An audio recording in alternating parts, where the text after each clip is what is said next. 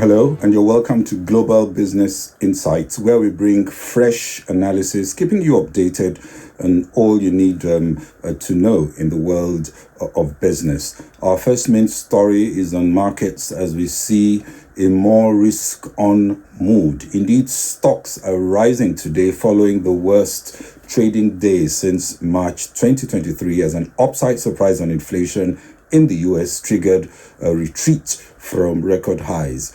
Analysts say yesterday was an overreaction, advising to wait for the Fed's preferred PCE, personal consumption expenditure inflation numbers, which will be released on February 29. More focus seems to be returning to the company news, with Uber as the latest player to be wooing shareholders, this time with a $7 billion share buyback. And still on shares, Nvidia was on track to close with a larger market capitalization than Alphabet for the first time on record after surpassing Amazon at yesterday's close.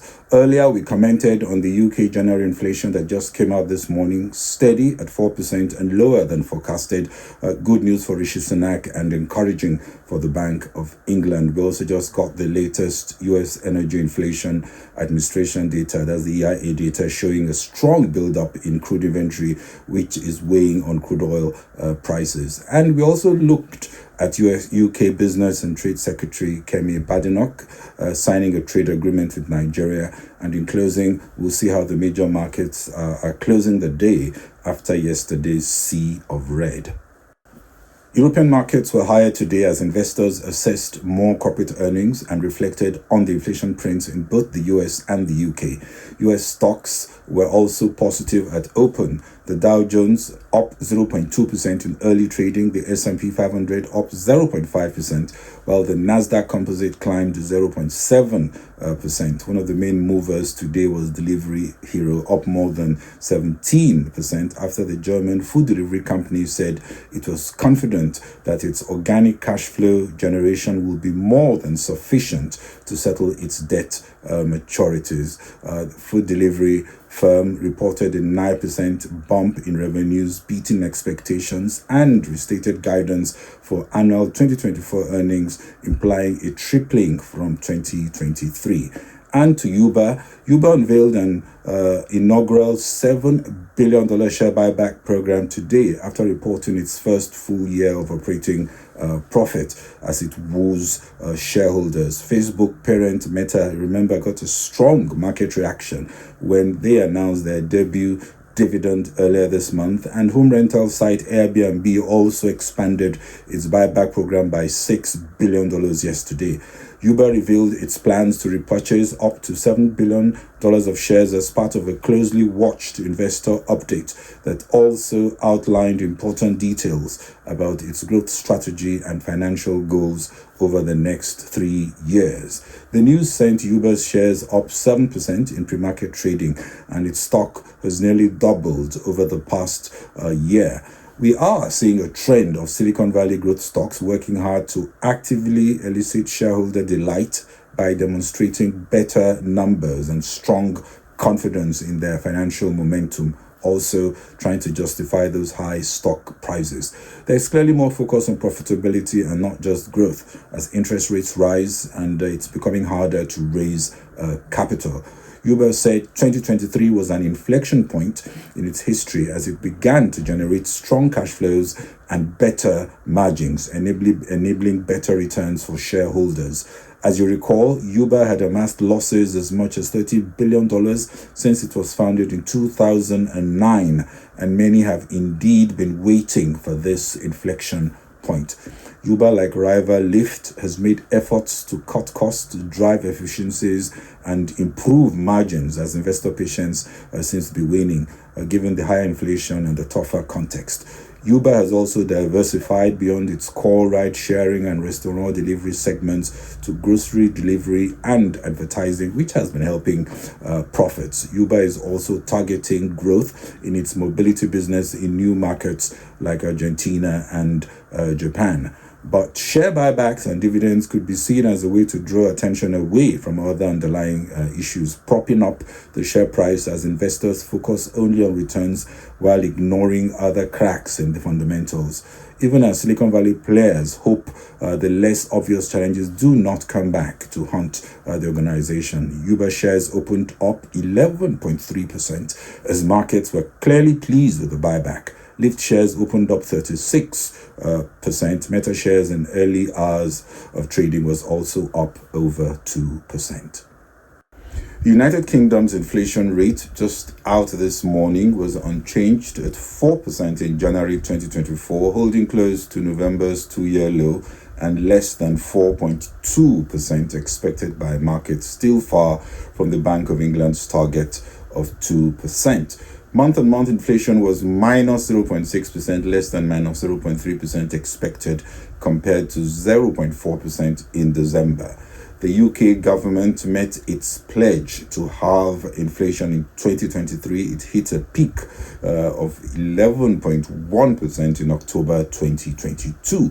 The Bank of England will be encouraged by the drop in month-on-month inflation as they consider when to cut interest rates. Core inflation, which excludes the price of energy, food, alcohol, and tobacco, is also steady at 5.1% in January, higher than headline inflation because energy prices are falling.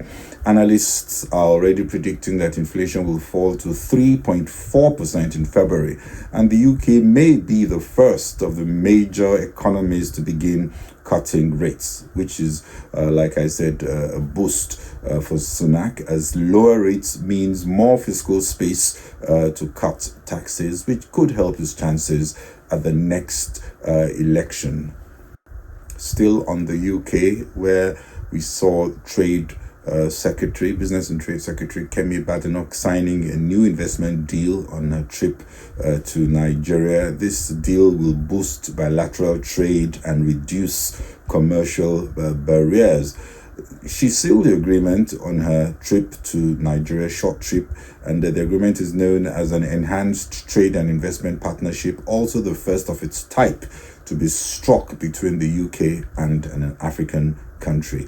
The arrangement establishes working groups staffed by officials and private sector representatives, government officials, which could lead to removal of trade barriers.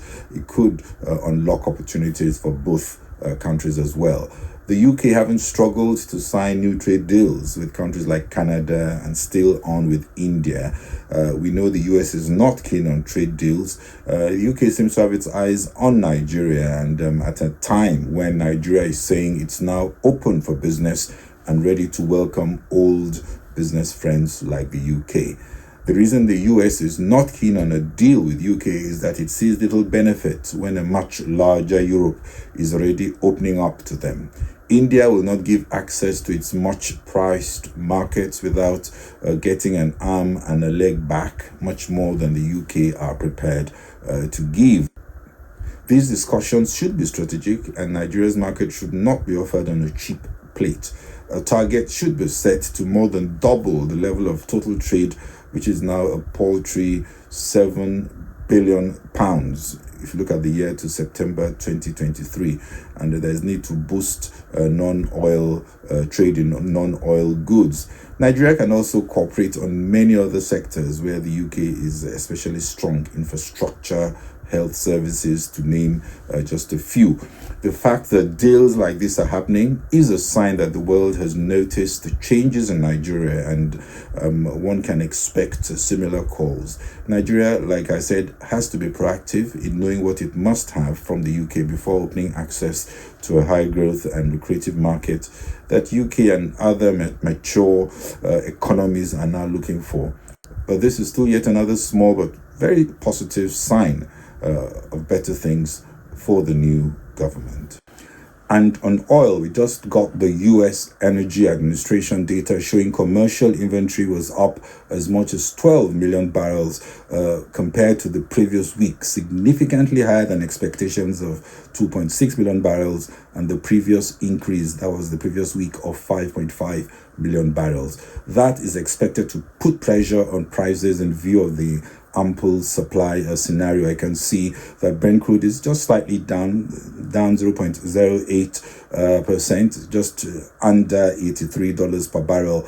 It's been zigzagging up and down, but this will definitely weigh again on prices. Yesterday, the global oil demand growth forecast for 2024 was changed from last month's assessment at 2.2 million barrels per day to reach a level of 104.4 million barrels per day. That, of course, reflects the robust economic growth expected this year. A slight upward adjustment to the US forecast was made given the improving expectation for the US economy, which will have a positive impact on oil demand, but that is offsetting the downward revision made in Europe.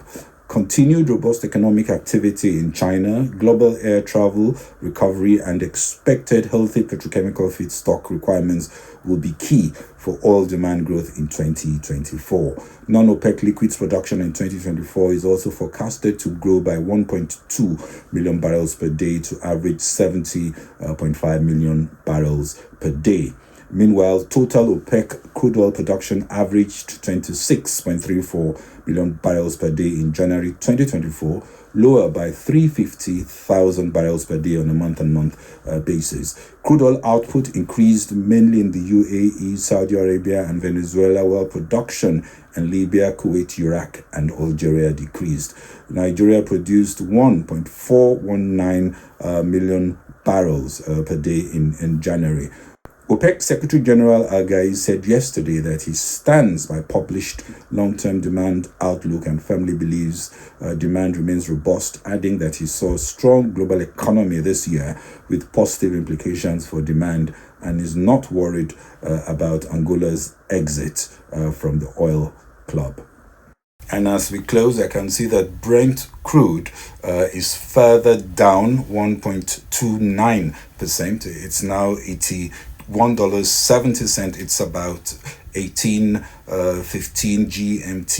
Here in the UK, it's 15 minutes past 6 p.m. Even as markets digested that inventory climb, you can see oil prices inching downwards. European indices also closed higher. We could see that the European stocks, Europe 50 up 0.42%, Europe 600 up 0.5%, FTSE 250 up 0.42%, FTSE 100 up 0.75%, DAX also up 0.38%, CAC 40, that's the French index, also up 0.68%. Asian stocks somewhat mixed. Nikkei 225 is down 0.69%. Hang Seng, however, is up 0.84%. Wall Street, however, was consistently higher, although it was looking somewhat flat a few seconds ago. Dow 30 is just slightly up 0.01, now 0.00, absolutely flat. Nasdaq up 0.54%, S&P 500 up 0.35%. Nvidia did overtake Alphabet in market capitalization even before announcing its fourth quarter results. Nvidia shares gained 2.9%, meaning its market capitalization at least briefly outstripped those of Alphabet and Amazon, making it the third largest company behind Apple and Microsoft.